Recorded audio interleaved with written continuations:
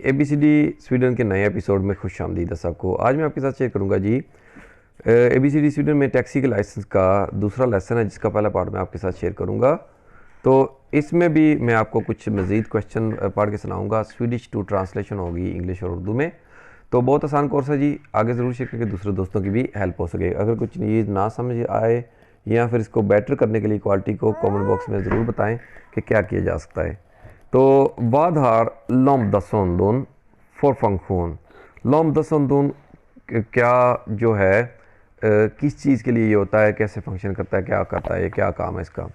तो lambda-sonden जो होता है बुनियादी तौर पे एक सेंसर होता है गाड़ी में। जब एग्जॉस्ट फ्यूम वगैरह निकलता है तो उसमें मिकदार देखता है ये ऑक्सीजन की कि कितनी मिकदार है ऑक्सीजन की उसमें, ठीक है। तो ये एक सिर्फ सेंसर होता है। कंट्रोलर कंट्रोल करता है हुर मिकेत कितनी ज़्यादा सीड है जो ऑक्सीजन है दत और क्वार जो छोड़ी जाती है ई ऑफ गास एयरना जो बाहर गास छोड़ी जाती है उसमें कितनी ऑक्सीजन की मात्रा या मिकदार होती है। तो इसको अगर पढ़ेंगे जी, व्हाट इज़ द फंक्शन, क्या फंक्शन करता है जी, क्या फंक्शन होता है जी of the lambda probe, lambda probe lambda सोंदूर जो होता है उसी को कहते हैं चेक। ये चेक करता है जी, ये बेसिकली एक इलेक्ट्रिक एलिमेंट होगा जो कि इलेक्ट्रिक एक डिस्पोजिटिव होगा जो कि या सेंसर कह सकते होगा जो कि चेक करता है check how much oxygen there is left, कितनी ऑक्सीजन रह गई है इन द एग्जॉस्ट गैसेस जो बाहर निकलने वाली गैसेस हैं। अगला क्वेश्चन ये हमारे पास under vilka omständigheter कौन के सर्कमस्टेंस में और दैट मस्ट लैम्पलिट के ज़्यादा मुनासिब है एट कंट्रोलेरा के आप कंट्रोल करें लुफ्ट्रिकत इनके हवा के टायरों का जो प्रेशर होता है हवा का टायरों में इन दिन पर्सनल बिल दक आपकी गाड़ी के टायरों में जो हवा का प्रेशर है किस टाइम पे कब ये ज़्यादा मुनासिब होता है उसका कंट्रोलेरा कंट्रोल करें आप। नॉर्बीलन दक और काला जब गाड़ी के डेक टायर्स जो हैं काला ठंडे हों, जब गाड़ी के टायर ठंडे हों, हमेशा याद रखें कि अगर आपने अपनी गाड़ी के टायरों का हवा का प्रेशर चेक करना है तो करेक्ट प्रेशर जानने के लिए गाड़ी के टायरों को ठंडे होने का वेट करें। अगर गाड़ी चल के आई है तो गाड़ी के जब टायर ठंडे हों तो करेक्ट होगा, जब गर्म होंगे तो उसमें गैसेज आ जाती हैं और उसमें हवा का प्रेशर जो एक्चुअली होता है वो नहीं बता रहे होते, ज़्यादा बता रहे होते हैं गर्म होने की वजह से। अंडर वट सर्कमस्टेंस कौन से सर्कमस्टेंस में ये कौन से हालात में कह सकते हैं in the most is the most appropriate ज़्यादा मुनासिब होता है to check the lift pressure in your passenger car tyres के प्रेशर चेक किया जा सके आपकी पैसेंजर कार के टायरों में। When the car tyres are cold जब गाड़ी के टायर ठंडे हों, जब गाड़ी के टायर ज़्यादा बात ठंडे होंगे तब ही आप राइट प्रेशर जो है सही प्रेशर जान सकेंगे। आगे कह रहे हैं जी वाद कन्वारा देन स्टूरा क्या जी बिग जो ओरसाकन रीज़न हो सकता है फॉर डेक्सलिट तक जो कि टायर की जो डेक्सलिट तक यानी कि टायर की कंजप्शन डैमेज या फिर जो बगाड़ना या ख़राब होना उसमें क्या होता है कि ये कंजप्शन ज़्यादा हो जाती है, क्या रीज़न होता है, क्या होता है, बड़ा रीज़न क्या है इसमें, ठीक है जी। तो ऑप्शन जो इसमें दुरुस्त है जी हमारे पास यहाँ है ए डेक्ट स्लिट्स, ये एक डेक जो इसमें जो कंजप्शन ये इसकी ज़्यादा बढ़ जाती है, डैमेज ज़्यादा बढ़ जाता है उंगे फॉर अप्रोक्सीमेटली डबल हो जाता है सस्नाप्त जल्दी ये होता है इसकी कंजप्शन क्योंकि विद 120 किलोमीटर पर थी में जो अगर 120 किलोमीटर पर आवर अगर गाड़ी चल रही है देन इसके मुकाबले में 70 किलोमीटर पर आवर अगर 70 किलोमीटर होगी ना तो उसमें तो गाड़ी के टायर इतने ज़्यादा गर्म भी नहीं होंगे। जब डबल स्पीड होगी तो गाड़ी के टायर की जो है ना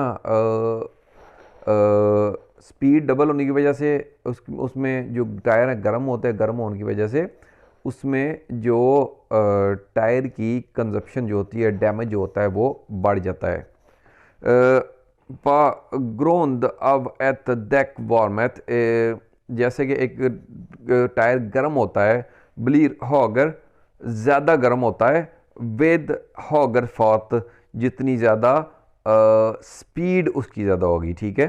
यानी कि जितनी ज़्यादा स्पीड होगी, स्पीड डबल होगी, तो फिर टायर कंजप्शन भी वो भी डबल हो जाएगी और ज़्यादा हो जाएगी, ठीक है। तो what is the big reason, English में कह रहे हैं जी क्या जी बड़ा रीज़न है फॉर टायर वेयर। वेयर पहनने को नहीं यहाँ यूज़ कर रहे, यहाँ पे जहन में रखें कि यहाँ पे यूज़ हो रहा है डैमेज का, कंजप्शन का, इस चीज़ के लिए, ठीक है। तो क्या जी रीज़न है बड़ा जो कि टायर के कंजप्शन में या डैमेज होने में या ख़राब होने में, ख़त्म होने में जो कैन भी हो सकता है। आंसर है जी द टायर वेयर, जो टायर कंजप्शन होती है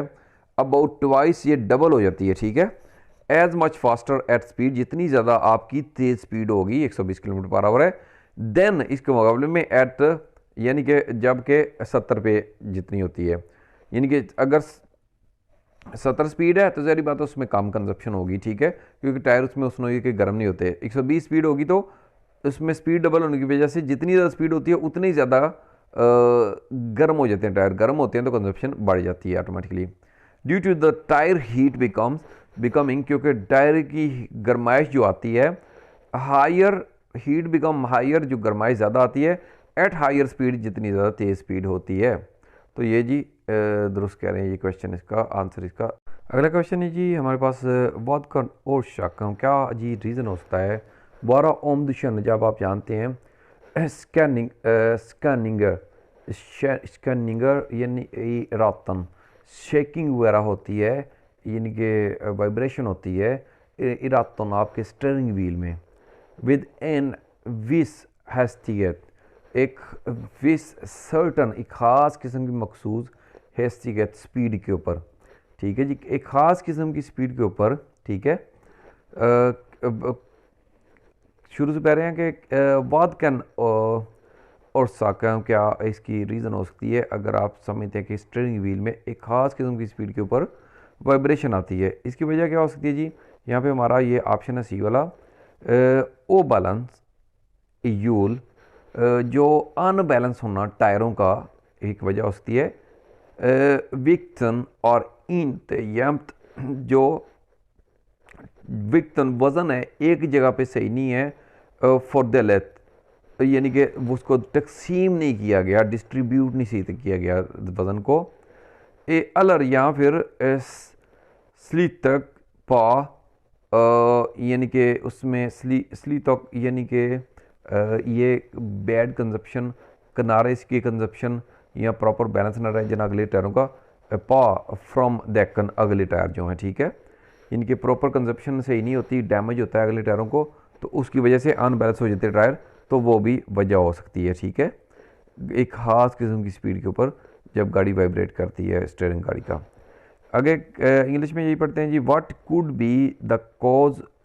क्या इसकी वजह हो सकती है if you feel tremors in the steering wheel, जो आप देखते हैं वाइब्रेशन सी आती है स्टीयरिंग व्हील में एट अ सर्टन स्पीड, एक ख़ास स्पीड के ऊपर, क्या वजह हो सकती है। जैसे मैंने आपको पहले बताया, व्हील इम्बैलेंस, जो टायर अनबैलेंस हो, इम्बैलेंस हो, और weight is not evenly distributed, और वज़न जो है सही बराबर तरीके के करके तकसीम नहीं किया गया, ठीक है, एक साइड पे जैसे ज़्यादा रख दी है या आगे ज़्यादा रख दी है, पीछे ज़्यादा रख दी है, प्रॉपर डिस्ट्रीब्यूट नहीं किया गया। और wear on the front tyres, या फिर जो डैमेज वगैरह, नुकसान वगैरह या इस तरह कुछ हो जाए अगले टायरों के ऊपर, तो उस वजह से एक सर्टेन स्पीड के ऊपर जाके गाड़ी के टायर जो है वाइब्रेशन कर सकते, सॉरी स्टीयरिंग जो व्हील है ना, स्टीयरिंग व्हील वो वाइब्रेशन कर सकता है। अगला जो क्वेश्चन है हमारे पास, नॉर्दू शोर है, जब आप ड्राइव करते हैं शनरदू आपको पता चलता है कि यूलन द्रॉस्नक, यूलन जो गाड़ी का टायर है वो उसका खिंचाव होता है साइड पे, स्नाप यानी कि साइड पे कह सकते हैं, सामतीद उसी टाइम के ऊपर, सोम देन स्कॉकर, उसी टाइम के ऊपर एट द सेम टाइम कह सकते हैं, स्कॉक और वाइब्रेशन आती है ई रोतन, जो उसका स्टीयरिंग है उसमें वाइब्रेशन आती है, वाद कैन देता ब्रोपा, क्या इसकी वजह से हो सकता है या क्या इसकी वजह हो सकती है। तो जी राइट ऑप्शन है जी इसका, दुहार श्योर पा एन ट्रैक्टोरकन, आपने एक शोर किया है, आपने ड्राइव किया है, ये इसकी वजह हो सकती है कि जो रोड के किनारे पे जहाँ पे पैदल चलने वाले लोगों ने जाना होता है वहाँ पे एक कुर्ब बना होता है, ठीक है, क्योंकि रोड थोड़ी थोड़ी नीचे होगी और उसके थोड़ा उसकी जो किनारा है रोड का, वहाँ पे जो पेडिस्ट्रियन के जाने के लिए, पैदल के जाने के लिए जो बना होता है ट्रैक, वो थोड़ा सा ऊंचा होता है, ठीक है। तो उसको यानी कि कुर्ब बोलते हैं, कुर्ब कह सकते हैं, कुर्ब है जो, वो आपके दुहर शोर पर आपने कुर्ब के ऊपर ड्राइव किया है। एलर या फिर बैलेंस विक्टर, जो वज़न का बैलेंस है, हार लूजनत, जो वेट का वज़न का बैलेंस है वो लूज़ हो गया है या वेट लूज़ हो गया है, इनकी सही तरह बजा हुआ रखा हुआ नहीं है या उसका बैलेंस जो है प्रॉपर नहीं रहा, ठीक है।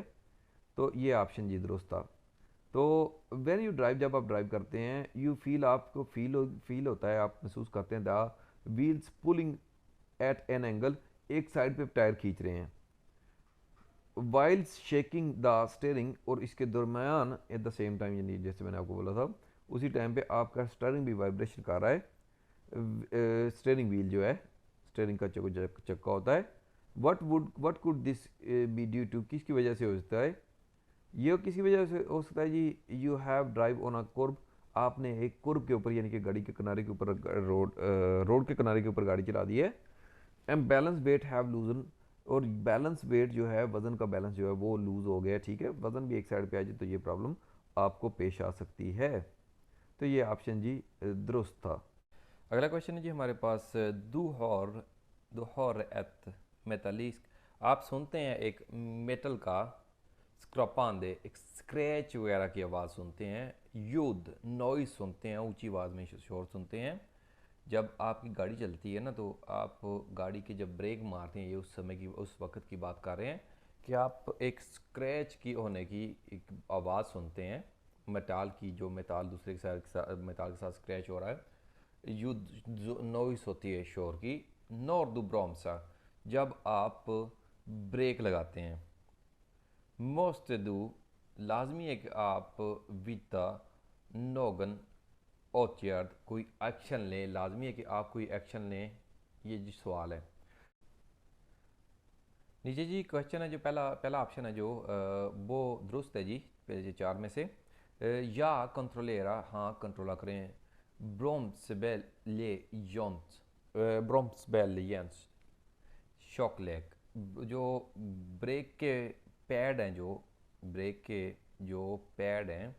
जो जो लेदर हैं, या डिस्क ब्रेक के साथ जो थोड़ी सी जो ब्रेक के पैड लगे होते हैं ना ब्रेक उसको पकड़ने के लिए, वो जो हैं शॉक लेग, वो उनकी थिकनेस जो है, यानी कि उनकी मोटाई जो है, उनकी जो काम करने वाला आगे उसको पकड़ने वाला मवाद होता है, वो क्या घिस तो नहीं गया, ख़त्म नहीं हो गया, उसको कंट्रोल करना है, ठीक है,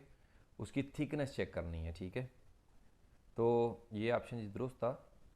तो सेम ही इंग्लिश में, you hear metallic scratching sound, metal की स्क्रैचिंग साउंड सुनते हैं व्हेन यू ब्रेक, जब आप ब्रेक लगाते हैं। Do you have to take any action, कुछ भी आपको करने की ज़रूरत है, कोई एक्शन लेने की ज़रूरत है, यस जी हाँ। Check the brake pads thickness, जो ब्रेक के पैड्स हैं, जो ब्रेक लगाने के लिए कारआमद होते हैं, जब ब्रेक का पैडल दबाते हैं तो वो जाके कंट्रोल करते हैं, पकड़ते हैं उसको टायर को, उनकी थिकनेस चेक करें, ठीक है। तो ये ऑप्शन जी दुरुस्त था।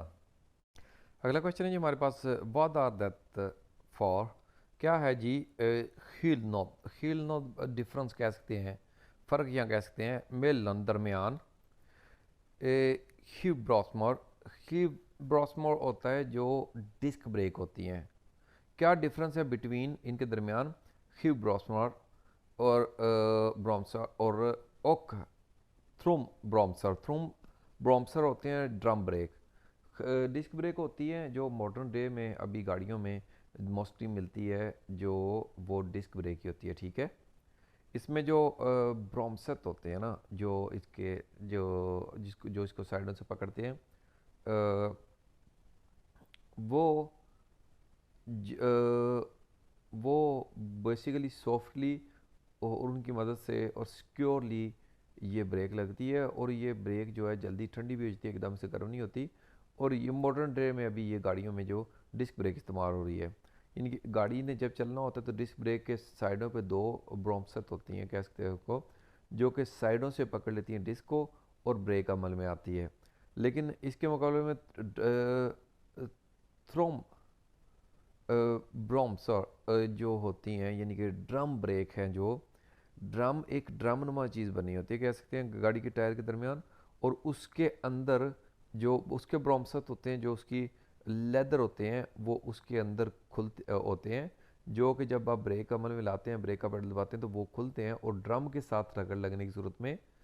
वो ब्रेक अमल में आती है। तो जैसे कि मैं आपको बता रहा था, ड्रम ब्रेक के मुकाबले में नोवा डेज में जो गाड़ियाँ बन रही हैं उसमें डिस्क ब्रेक्स लगाई जाती हैं, ठीक है, कि वो ज़्यादा इफ़ेक्टिव होती हैं, ज़्यादा सेफ और सिक्योर होती हैं और ज़्यादा इफ़ेक्टिव होना यानी कि ज़्यादा बढ़िया काम करती हैं, ठीक है। तो बी वाला ऑप्शन जी दुरुस्त है। तो इसको हम पढ़ेंगे ह्यूब्रोम सैरना योर नॉगन, जो डिस्क ब्रेक होती है, योर नॉगन ये करती है ये एमनारे ब्रोम्स बैरकन, ये एक स्मूथली ब्रेक इफ़ेक्ट करती है, ब्रेकिंग इफ़ेक्ट करती है, इनकी स्मूथली यानी कि एकदम से झटका नहीं लगेगा और मुनासिब ब्रेकिंग इफ़ेक्ट होगा इसका, ठीक है। सामतीद और क्लीस यानी कि ये ठंडा करेगी स्नाबर, और जल्द ही इसको ब्रेक जो डिस्क ब्रेक होगी ये इसको ठंडा भी करेगी, ठीक है। तो जैसे मैंने आपको पहले भी बताया था इसकी डेफिनेशन कि ये नोवा डे में ये गाड़ियों को लगाया जाता है, ये ज़्यादा इफ़ेक्टिव ब्रेक्स होती हैं और स्मूथ स्मूथ इफेक्टिव ब्रेक कह सकते हैं, ठीक है। What is the difference between, क्या डिफरेंस होता है इनके दरमियान disc brake and the drum brake. Disc brake और ड्रम ब्रेक लेदर ब्रेक जिसको हम कहते हैं, इनके दरमियान क्या फ़र्क होता है जी। The disc brake give a slightly smoother braking effect, ये हल्का सा स्मूथर ब्रेकिंग इफेक्ट देती है, इनके ज़्यादा मुनासिब ब्रेकिंग इफेक्ट होता है। एंड कूल फास्टर और स्नाप्ड यानी कि ये स्नाप्ड जो हमने पढ़ा था स्नाबर, ये ज़्यादा जल्दी इसको ठंडा करता है जी, ठीक है। यानी कि इसमें जो ड्रम ब्रेक है इसके मुकाबले में वो ज़्यादा देर गर्म रहती है, इसको ये जल्दी इसको ठंडा भी करता है। अगला क्वेश्चन है जी हमारे पास, vilka påstående om säkerhetsgarantis, कौन से जी स्टेटस होगा जी अपना सेक्रिगाना जो को फ्यूज़ होते हैं एम्पेरेथल और रिक्तित, कौन सा स्टेटमेंट जो फ्यूज़ के मतलब है वो रिक्तित है, रिक्तित इसके एम्पेरेथल यानी कि इसके एम्पेयर के बारे में राइट है जी। इसमें पढ़ेंगे जी, ये हमारे पास नीचे 4 ऑप्शन है जी, दूसरे में से दूसरा ऑप्शन दुरुस्त है। ओमेन सेक्रिंग, एक अगर जो फ्यूज़ है हार फॉर होगेट एम्पेरेटल, इसके अगर ज़्यादा एम्पेयर हैंगे, कन फॉर होगे स्ट्रोम स्टीर स्टीर का, इसमें ज़्यादा होग होग स्टीर स्ट्रोम स्टीर का यानी कि ये भी एम्पेयर होते हैं। अगर एक फ्यूज़ में होगे एम्पेरेटल ज़्यादा एम्पेयर होंगे यानी कि एक फ्यूज़ के ज़्यादा एम्पेयर होंगे, कौन फॉर होग वो फिर जो हाई लेवल पे दे सकता है स्ट्रोम स्टेयर का एम्पेयर जो होते हैं स्लैप्स फ्रॉम, जो कि इसमें से रिलीज़ कर सकता है। अगर ज़्यादा हाई एम्पेयर का होगा सेक्रिंग यानी कि फ्यूज़ होगा तो वो ज़्यादा एम्पेयर जो है उसमें से रिलीज़ भी करेगा, ठीक है। तो ये स्टेटमेंट जी दुरुस्त है, जितने ज़्यादा हाई एम्पेयर का फ्यूज़ होगा उतना ही ज़्यादा हाई एम्पेयर वो रिलीज़ भी करेगा। What a statement about the fuses amps और एम्पेयर यानी कि आर करेक्ट, कौन सा फ्यूज़ एम्पेयर के बारे में करेक्ट है, एम्पेरेज के बारे में करेक्ट है जी statement. If a fuse has too high amperage, अगर एक फ्यूज़ का बहुत ज़्यादा हाई एम्पेरेज होगा, too high current can be release, ज़्यादा हाई एम्पेरेज का करंट वो, इनकी जितने ज़्यादा एम्पेरेज होंगे उतने ज़्यादा ही उसने रिलीज़ करने हैं, ठीक है। जैसे मैंने आपको पहले बताया उतने ज़्यादा हाई करंट ही वो कैन बी रिलीज वो उतना रिलीज़ कर सकता है, करेगा जी। अगला क्वेश्चन है जी हमारे पास, what are Sant ohm and diesel motor. जी एक डीजल मोटर के बारे में क्या संत यानी कि ट्रुथ है जी, सही है जी, सच है जी। इस डीजल मोटर के बारे में क्या सच है जी, ये चार इन्होंने ऑप्शन दिए हैं, इसमें से एक दुरुस्त होगा जी, जो कि तीसरा नंबर वाला है जो मैं पढ़ूंगा। एन डीजल मोटर, एक डीजल मोटर जो जी har högre kompression, जो इसका कंप्रेशन ज़्यादा होगर है यानी कि हाई होता है। एन एन बेंजीन मोटर, जो गैसोलीन मोटर होती है, पेट्रोल मोटर होती है, उसके मुकाबले में जो डीजल मोटर होती है उसका कंप्रेशन यानी कि कंप्रेशन का जो स्टेप होता है ये बहुत ज़्यादा हाई होता है। कंप्रेशन का स्टेप क्या होता है ये हमें समझना पड़ेगा, जैसे हमने बी में पढ़ा हुआ है, 4 स्टेप्स होते हैं जब गाड़ी का इंजन चलता है। फर्स्ट स्टेप होता है जब गाड़ी ने ऑक्सीजन उसमें मिक्सचर लेना होता है पेट्रोल या डीजल का। फर्स्ट स्टेप होता है जब पिस्टन नीचे जाता है और गाड़ी में क्या आ रहा है, ऑक्सीजन, हवा, फिल्टर अच्छा होना चाहिए और उसमें पेट्रोल या डीजल जो भी आ रहा है। दूसरा स्टेप होता है कि उसमें जो अभी अंदर आ गया है उसको कंप्रेस किया जाए। जितनी ज़्यादा कंप्रेशन होगी उतनी ज़्यादा हीट अंदर पैदा होती है, यानी कि फिर पिस्टन ऊपर आता है, जो हवा और अंदर डीजल आया था उसको कंप्रेस किया जाए। जब वो कंप्रेस होगा उस सूरत में गर्माइश पैदा होगी, क्योंकि डीजल जो बेंजीन इंजन होती है उसमें करंट वाला सिस्टम होता है, प्लग होते हैं। डीजल इंजन में उस नौयत के प्लग नहीं होते जो चिंगारी पैदा करें। तो इसमें कंप्रेशन के लेवल को बढ़ाते हैं। कंप्रेशन का लेवल डीजल इंजन में ज़्यादा होता है तो हीट पैदा होती है, हीट पैदा होती है तो वो चिंगारी जलाता है। तो उसको कहते हैं कंप्रेशन, सेकंड स्टेप को, जब पिस्टन ऊपर आता है। जब फिर धमाका होता है, आग लगती है, तो फिर पिस्टन नीचे जाना होता है, फिर और फिर दोबारा से जब ऊपर आता है तो एग्जॉस्ट होता है सारा धुआं जो होता है, ठीक है। कंप्रेशन के बाद कंबुशन होता है, जब उसमें धमाका होता है, पिस्टन फिर नीचे जाएगा और फिर दोबारा जब वापस ऊपर आएगा तो जितना भी उसमें जो जल गई थी, जो पार्टिकल चल गए हैं ऑक्सीजन के और जो पेट्रोल डीजल इसके अंदर आया था इंजन के, वो उसका सारा धुआं बनता है, उस धुएँ को बाहर निकाला जाता है। तो सेकंड स्टेप होता है कंप्रेशन का, तो ये इसमें हाई लेवल का होता है। जो दूसरा होता है इंजन बेंजीन इंजन के मुकाबले में, पेट्रोल इंजन के मुकाबले में। व्हाट इज़ ट्रू अबाउट, क्या दुरुस्त है इसका मतलब दया डीजल इंजन, डीजल इंजन का मतलब क्या दुरुस्त है जी। Diesel engine has higher compression then gasoline engine, जो एक पेट्रोल इंजन है उसके मुकाबले में इसमें ये ज़्यादा हाई लेवल का कंप्रेशन होता है। तो ये दुरुस्त कह रहे हैं जिसमें मैंने आपको समझाया कंप्रेशन, क्योंकि जो पेट्रोल इंजन होता है उसमें आग पकड़ने के लिए होते हैं, चिंगारी जलाने के लिए सिस्टम होता है, ठीक है। तो इसमें कंप्रेशन की बेस के ऊपर हीट पैदा की जाती है कि इसमें जो धमाका वगैरह होना है या आग वगैरह जो पकड़नी है उसमें इंजन ने, तो वो कंप्रेशन की बेस के ऊपर ही हीट पैदा होती है, उसके बेस के ऊपर पकड़ता है, ठीक है। तो ये ऑप्शन दुरुस्त हुआ। अगला जी क्वेश्चन है हमारे पास, विल्कन फंक्शन आर एन, क्या फंक्शन है एक फॉर ग्लादनिंग सन ऑर्डनिंग, जो कि diesel block engine block heater होते हैं ना, जो कि डीजल मोटर को क्योंकि सर्दियों में स्टार्ट की प्रॉब्लम होती है स्टार्टिंग की, तो हीटर जिसको हम कहते हैं, ठीक है, जो कि हम घर सर्दियों में पहले हीटर थोड़ी देर ऑन करते हैं, तो उसमें एक सर्टन टाइम लिमिट जो हमने बी में पढ़ी होगी उसको फॉलो करना पड़ता है, क्या यानी कि -15 हो, -10 हो तो या 0 डिग्री टेम्परेचर हो तो उसमें उसको ऑन करना पड़ता है कि जो हीट पैदा हो सके इंजन के अंदर। तो उसका पूछ रहे हैं कि विल्कन फंक्शन हार क्या फंक्शन होता है एन फॉर ग्लॉदरिंग सन ऑर्डनिंग, जो कि इंजन ब्लॉक हीटर होते हैं ई एन डीजल मोटर, एक डीजल मोटर में। तो इसमें जी पहला ऑप्शन दुरुस्त है जी, पहले 4 ऑप्शन में से क्या दुरुस्त है जी। देन वार्मर, वो गर्म करता है up motor block an diesel motor, जो इंजन ब्लॉक हीटर होते हैं ना मीटर मोटर के ब्लॉक में, उसको ये वार्म अप करता है with cold start. Cold start यानी कि सर्दियों को स्टार्ट करने में, सर्दियाँ अगर कोल्ड होती है सर्दियों में, तो उस सूरत में स्टार्ट करने में ये हेल्प आउट करता है, हीट अप करने में इंजन को। What is the function of an annealing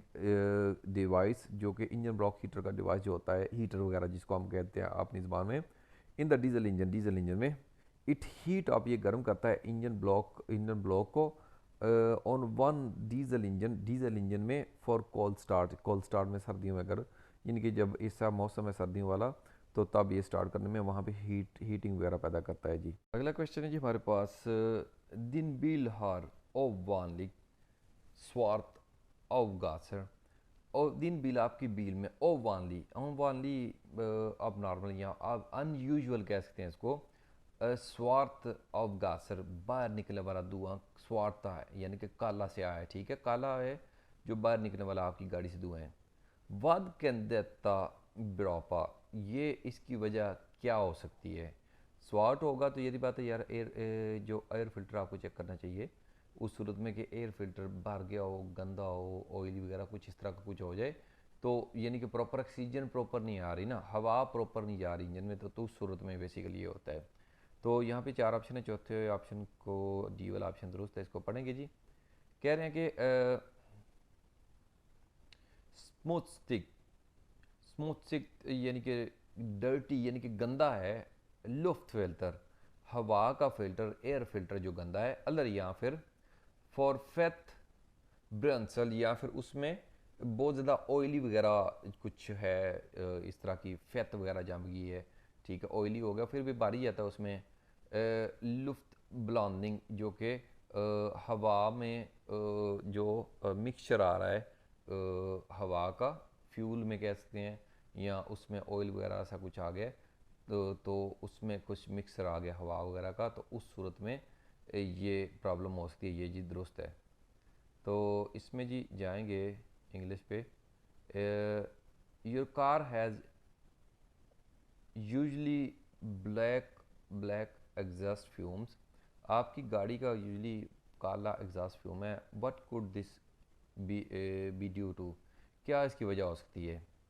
dirty air filter और too greasy fuel air mixture, या फिर एक डर्टी गंदा एयर फिल्टर, या फिर जो फैत वगैरह हमने पढ़ी थी, जो ऑयल वगैरह कहते हैं इसको, फ्यूल हो, एयर मिक्सचर हो इसमें, तो उस वजह से ये प्रॉब्लम हो सकती है, दुरुस्त कह रहे हैं। अगला क्वेश्चन है हमारे पास, दिन डीजल मोटर ब्लीर, आपकी डीजल मोटर जो है ब्लीर प्लॉट्सलेट, यानी कि सडनली अचानक कह सकते हैं क्रॉफ्टलेस, क्रॉफ्ट लॉस यानी कि पावरलेस हो जाना, यानी कि पावर ख़त्म हो गई अचानक उसमें, ठीक है, ताकत नहीं रही, जोर नहीं रहा।